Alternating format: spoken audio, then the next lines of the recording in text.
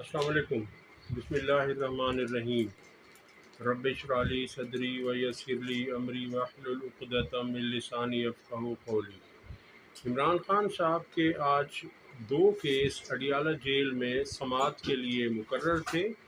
ایک تو 190 million pound والا ہے اور دوسرا جو نیا توشہ خانہ کا کیس دائر کیا ہے حکومت نے بددیانتی سے، وہ کیس تھا۔ اس کیس کے بعد عمران خان صاحب نے صحافیوں سے گفتگو کی اور ان کے چند سوالات کے جواب دیے، وہ آپ کے سامنے رکھتے ہیں۔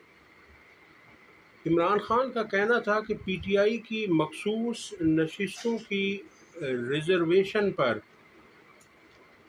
ریویو پٹیشن پر چیف جسٹس کو بہت جلدی ہے، یعنی جو تحریک انصاف کے حق میں سپریم کورٹ سے 8-5 کی اکثریت سے فیصلہ آیا، اس پہ نون لیگ نے نظر ثانی کی پٹیشن سپریم کورٹ میں دائر کر رکھی ہے۔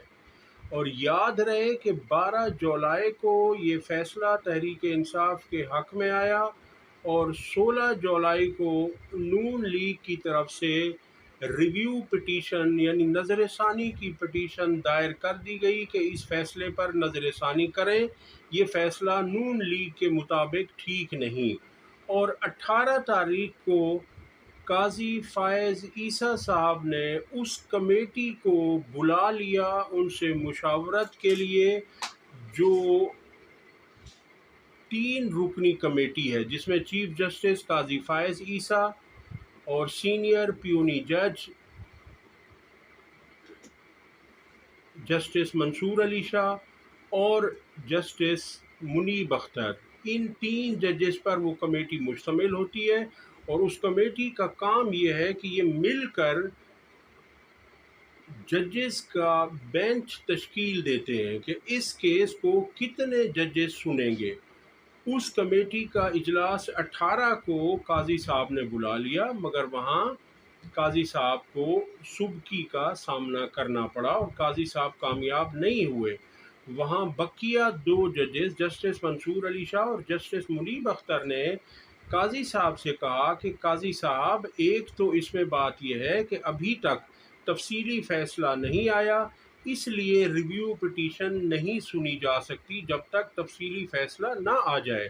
اور دوسرا انہوں نے یہ کہا کہ چونکہ کچھ ججز چھٹیوں پر ہیں، میں نے پچھلی ویڈیو میں آپ سے عرض کیا تھا کہ 15 جولائی سے 15 سپٹمبر تک سپریم کورٹ کی چھٹیاں ہیں، اور اس دوران ججز کچھ اپنے آبائی علاقوں میں بھی ہوتے ہیں، کچھ بیرون ممالک بھی چھٹیاں گزارنے چلے جاتے ہیں۔ تو انہوں نے کہا اس لیے چونکہ ریویو پٹیشن کو وہی بینچ سنتا ہے جس نے اس کا فیصلہ دیا ہوتا ہے، وہ 13 رکنی بینچ تھا، تو اب وہ 13 کے 13 ججز اس وقت دستیاب نہیں ہیں، اویلیبل نہیں ہیں، اس لیے اس میں اتنی جلدی نہ کی جائے۔ جبکہ دوسری طرف آپ کو پتہ ہے نا کہ قاضی صاحب الیکشن کمیشن کا کوئی معاملہ ہو یا نون لیگ کا، وہ فوراً سے پیشتر، فوراً سے پہلے اس کیس کو، اس پٹیشن کو سماعت کے لیے لگاتے ہیں اور فوری انصاف پہنچانے کی مکمل کوشش کرتے ہیں قاضی صاحب نون لیگ کو، حکومت کو اور الیکشن کمیشن کو۔ تو یہاں پر عمران خان صاحب کہہ رہے ہیں کہ پی ٹی آئی کی مخصوص نشستوں کی ریویو پٹیشن پر چیف جسٹس کو بہت جلدی ہے۔ چیف جسٹس سے کہتا ہوں ہماری 25 مئی کے حوالے سے پٹیشن پر سماعت کیوں نہیں ہو رہی؟ 25 مئی 2013 کی ہے اور وہ اب تک پینڈنگ ہے۔ اسی طرح سے 13 جنوری کا فیصلہ جس میں قاضی صاحب نے تحریک انصاف سے بلہ چھینا تھا، وہ پٹیشن بھی تقریباً 5.5 مہینوں سے اسے نہیں لگایا گیا، لیکن نون لیگ کی پٹیشن ہے تو قاضی صاحب بڑے بے چین ہیں اسے لگانے کے لیے۔ اب عمران خان صاحب کہتے ہیں سب کو پتہ ہے کہ سپریم کورٹ میں اب یک طرفہ معاملہ چل رہا ہے، اخلاقی طور پر چیف جسٹس قاضی فائز عیسیٰ کو ہمارے خلاف مقدمات نہیں سننے چاہیے۔ عمران خان صاحب کا مزید کہنا تھا کہ چونکہ जस्टिस गुलजार साहब की चीफ जस्टिस गुलजार अहमद साहब की सरबराही में जो 5 रुकनी बेंच ने फैसला दिया था कि काजी साहब तहरीक इंसाफ के कोई केस ना सुने, मगर इसके बावजूद काजी साहब कोई केस तहरीक इंसाफ का छोड़ते ही नहीं है। इमरान खान ने मजीद कहा कि इन्होंने जमहूरियत की धज्जियां उड़ा दी हैं। सबको पता है मुल्क में किसकी हुकूमत है, सब जानते हैं मुल्क कौन चला रहा है। केपीके में इस वक्त हालात काबू से बाहर हैं, अवाम का पारा हाई है। इसके बाद इमरान खान साहब कहते हैं कि मुझे एक तो जेल में कैद की सज़ा दी गई है और दूसरी सज़ा मुझे जेल में पीटीवी देखने की दी जा रही है। यानी उनका कहना था कि पीटीवी देखना भी सज़ा से कम नहीं है।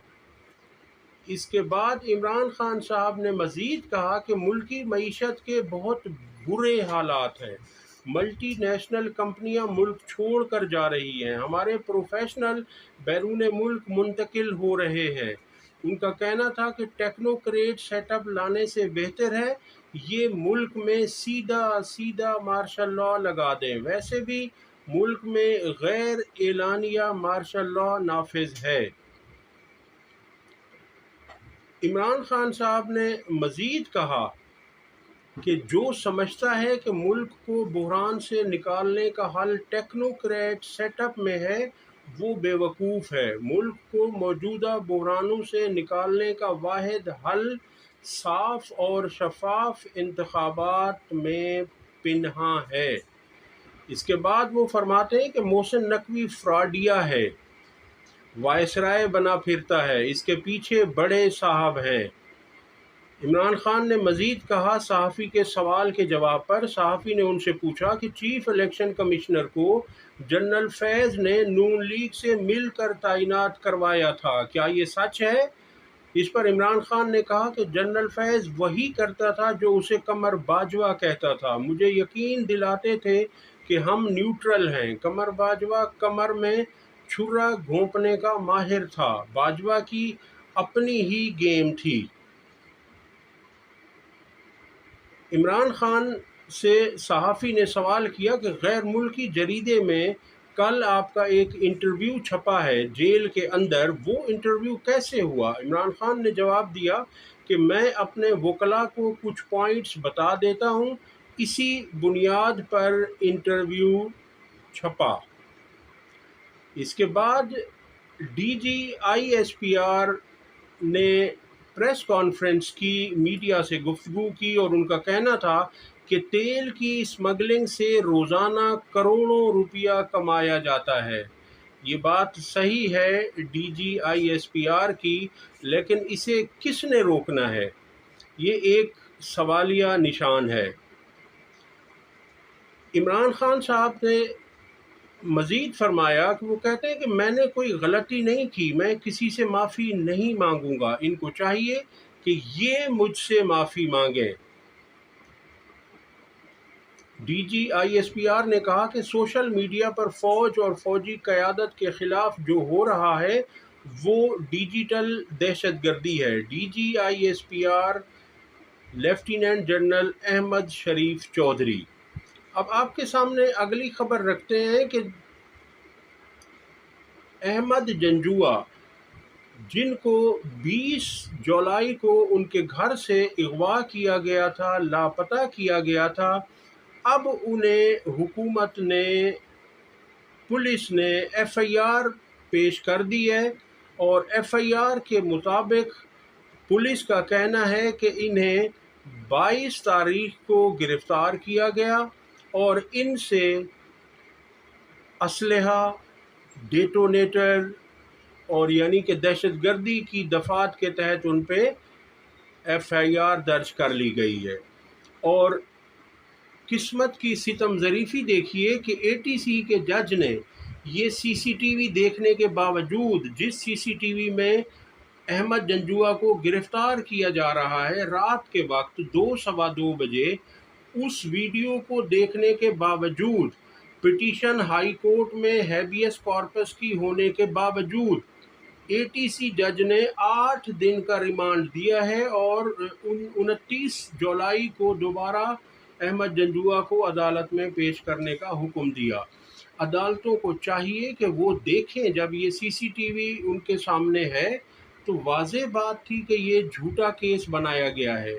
اپنی اسکن کو سیف کرنے کے لیے، اپنے آپ کو بچانے کے لیے پولیس نے یہ جھوٹا کیس اس پہ مسلط کر دیا ہے اور جھوٹے کیس میں اسے بک کیا ہے۔ اب تک کے لیے اتنا ہی۔ اگر آپ کو ہماری ویڈیو پسند آئی ہو تو اسے لائک اور شیئر ضرور کریں اور گھنٹی کے بٹن کو ضرور دبا دیں۔ اللہ حافظ۔